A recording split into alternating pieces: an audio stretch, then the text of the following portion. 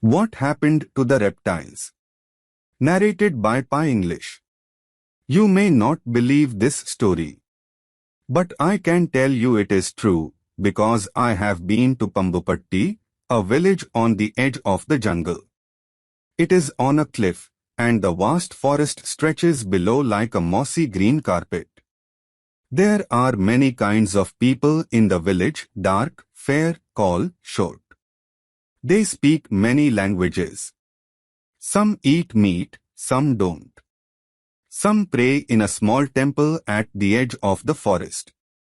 Others pray in a mosque some miles away.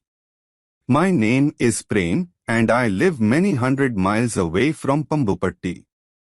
I had heard about the village, but I'd never been there. Then last year, something terrible happened. The people of my own village went mad. Far, far away in a place they have never even been to, a temple or mosque had been burnt down, and they went mad. They started fighting with one another. Some had to run away in the middle of the night. And at 3 in the morning, as I lay in my house, half awake to the sounds of hate and violence, there was a fire.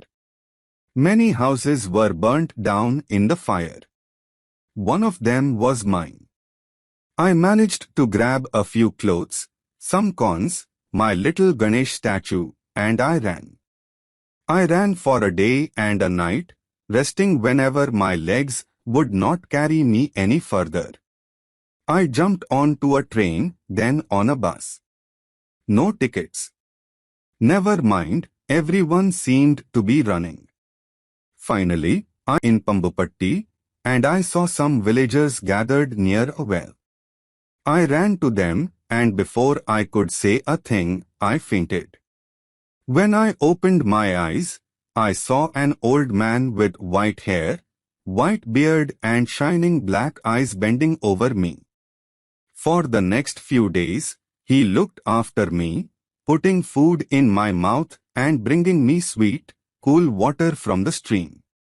He rubbed my feet gently and made the pain go away. Neighbors, strangers, everyone came to visit me. Tell me, grandfather, I said to him one day. I have never seen people like the villagers here. In my village, people fight with those who pray to another god. But here, this seems a very strange place. Prem, replied the old man, I will tell you the story of Pambupatti. You can take this story back to your village. Maybe it will heal some of its wounds and dry some of its sores.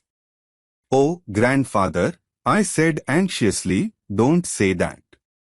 What I have seen in my village makes me burn with shame. I never want to go back there. But that's exactly why you must go back, he said, in a soft voice.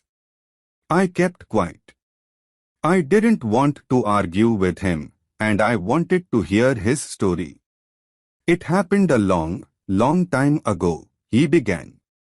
So long ago that there were no schools and no teachers.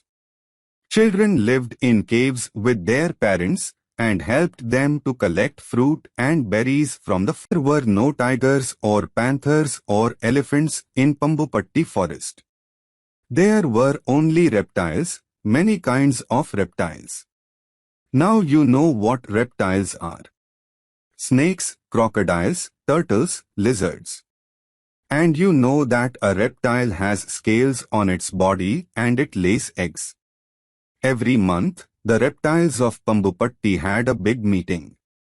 Everyone came, the pretty excited snakes, the slow thoughtful tortoises, the clever quick lizards, and the moody crocodiles, grumpy because they were out of water.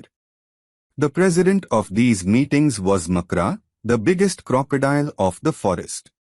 All the animals thought he was very important. When someone is strong and powerful, you know, it is difficult not to go along with what he says or does. Now, one day, a strange thing happened. It was a week before one of the monthly meetings. Makra sent a letter to the tortoises, asking them not to come to the meeting.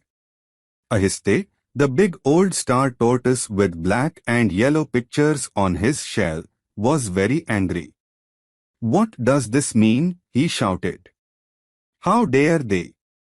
But not one of the tortoises had the courage to attend the meeting. They were so few, the others so many. Before the meeting, the giant Makra polished his teeth with the red flowers of the tree by the river till they sparkled. Everyone was waiting for him at the meeting place. "Brothers and sisters," he began. All the reptiles, even the beautiful king cobras, stopped talking. Makra continued his speech. "I have decided that we don't need the tortoises. I have told them not to come today. Brothers and sisters, can you tell me why we don't like the tortoises?" The reptiles looked this way and that. They felt very uncomfortable. The snakes hissed anxiously, the lizards wriggled their tails, the crocodiles opened their jaws even wider. "But," said one little lizard. "No buts," shouted Makra. There was silence. "I think," said a baby crocodile. "No, I thinks," screamed Makra, so loudly that the fruit in the tree above him rained down. After that, no one had the courage to speak. Makra cleared his throat and showed a few more teeth. "Well," he said, I will tell you why we don't like the tortoises. They are so slow. So stupid. They even carry their houses on their backs. Whoever heard of such a stupid thing? Now you lizards, you live in trees. Would you ever carry a tree on your back? Would you?" Small, frightened voices answered together, "No, we wouldn't." "But," "No buts." "Now, listen. I have told the tortoises that they will have to move out of Pambupatti. When they go, we will have more of everything. More food, more water, more space. I want them out by tomorrow. But because they are such slow coaches, I have given them 1 week. By next Tuesday we will tortoise left in this jungle." And by the following Tuesday, they were all gone. At first the animals were sad, but then they realized that what Makra had said was true.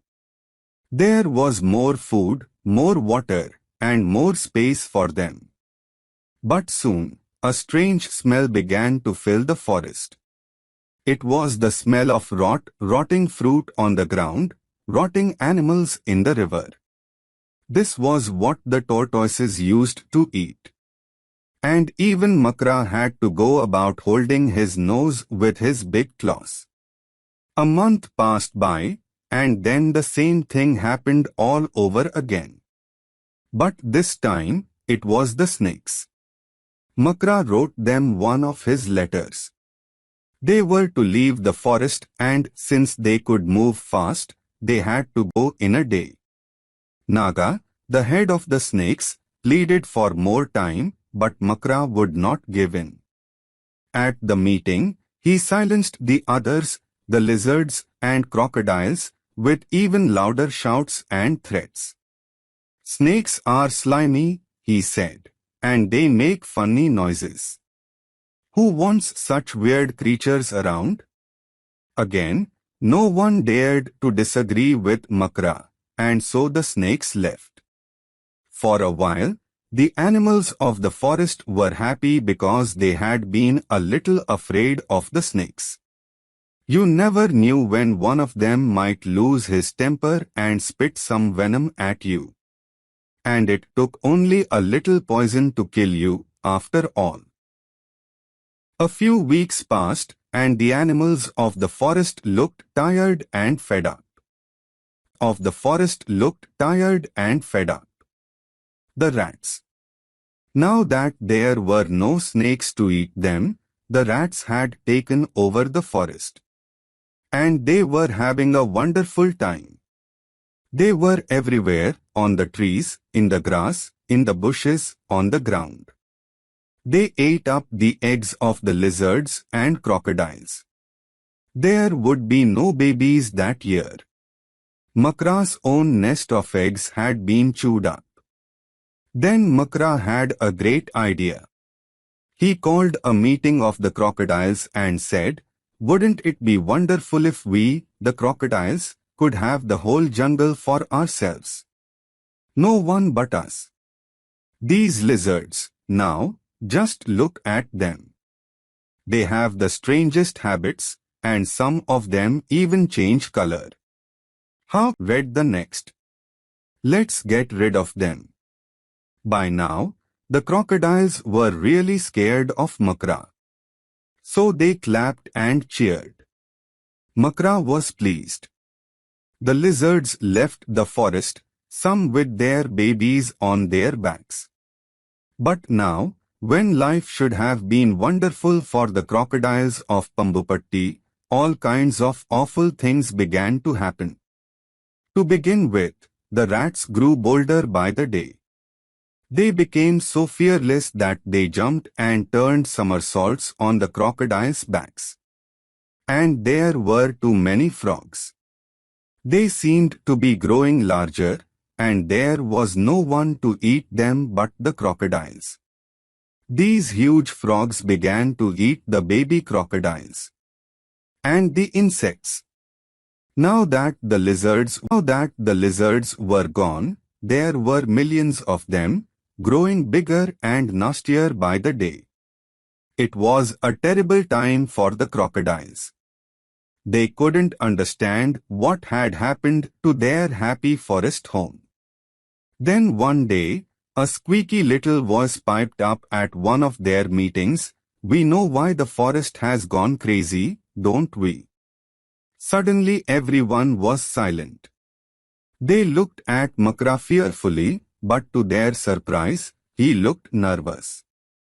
He shook a rat of his tail and asked the small crocodile, "Why, little fellow?" It all began with the toad. Okay, said Makra.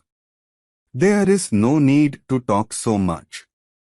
Makra didn't want to admit he was wrong, but it didn't matter. He was not all that strong or powerful, or always right.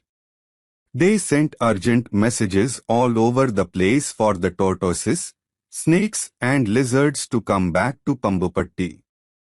And what a great day it was when these creatures came back, family after family, with their little ones on their backs or straggling behind, shouting at their parents to wait for them. In 2 months, the forest was back to normal. The rats disappeared, and the insects, and the smell, and the world finally went back to its familiar old self. "Well, Prem," said the old man, "have you fallen asleep? Did my story send you off to dreamland?" I shook my head. "No, grandfather, I was just thinking. Maybe it's time I went back to my own village, because I have a story to tell them. But what if they don't listen to me? We can only keep at it, my son, tell these stories again and again, to more and more people. Some of them may laugh at you or say your stories are not true. But they may remember them one day, and understand that each of us has a place in this strange, funny world of ours." The end. Thank you for listening. Please like, share and subscribe to